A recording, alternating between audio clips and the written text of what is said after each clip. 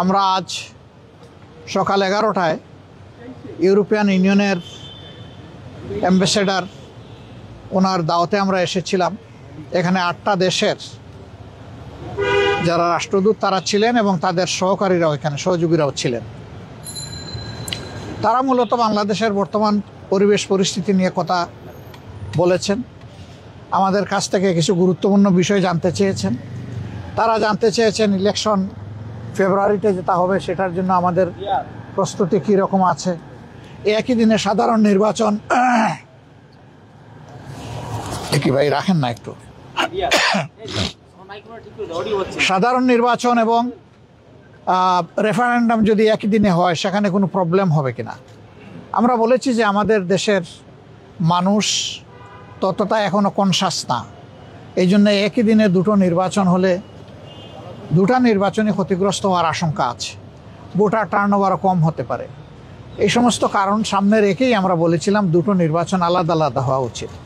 সেই দাবি এখনও আমাদের আছে, সরকার ইচ্ছা করলে সেই দাবি এখনও বাস্তবায়ন করতে পারে।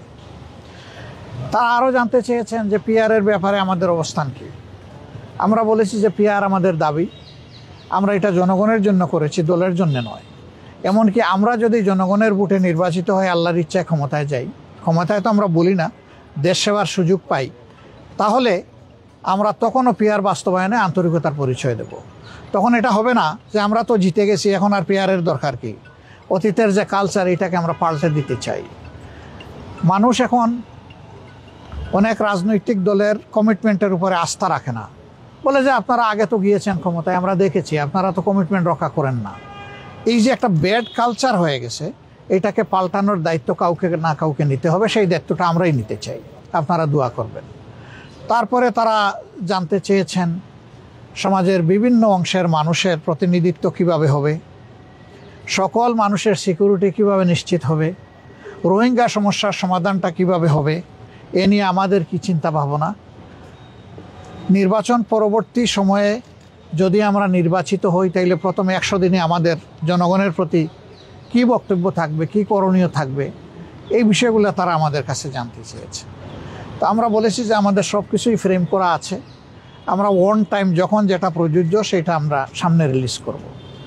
তারা আমাদের ম্যানিফেস্টোতে কিছু জিনিস দেখতে চান, আমরা বলেছি অলরেডি এগুলো আমরা ইনক্লুড করে নিয়েছি। তারা বাংলাদেশকে একটা ইনক্লুসিভ বাংলাদেশ দেখতে চান। আমরা তাদেরকে বলেছি আল্লাহ তাআলার ইচ্ছা এবং জনগণের ভালোবাসায় আমরা নির্বাচিত হলে সেই ইনক্লুসিভ বাংলাদেশই আমরা গড়ব ইনশাআল্লাহ। আমরা কোনো দলকেই বাদ দেব না। আমরা দেশের স্বার্থে দারুণভাবে আমরা অনুভব করি যে অ্যাটলিস্ট আগামী 5টা বছর দেশের স্থিতিশীলতা, ইকোনমি ফিরাইয়ে আনা, আইনের শাসন সমাজে কায়েম করা এবং সমাজ থেকে দুর্নীতিকে নির্মূল করা বা বিদায় দেওয়া, এর জন্য প্রয়োজন আমাদের একটি জাতীয় সরকারের। আমরা নির্বাচিত হলে সেই সরকারটাই গঠন করব। যারা এখানে অংশগ্রহণ করবেন তাদের কাছে শুধু 2টা জিনিসই আমরা প্রত্যাশা করব। নাম্বার 1, কেউ নিজে দুর্নীতি করবেন না এবং দুর্নীতিকে কোনোভাবে প্রশ্রয় দেবেন না। নাম্বার 2, আমরা চাইব সকলের জন্য বিচার সমান এবং নিশ্চিত করতে। এই ব্যাপারে কোনো ধরনের হস্তক্ষেপ কেউ করবেন না রাজনৈতিকভাবে। মিনিমাম এই 2টা জিনিসের ব্যাপারে যারা একমত হবেন তাদেরকে নিয়ে আমরা সরকার গঠন করার জন্য আমরা আগ্রহী।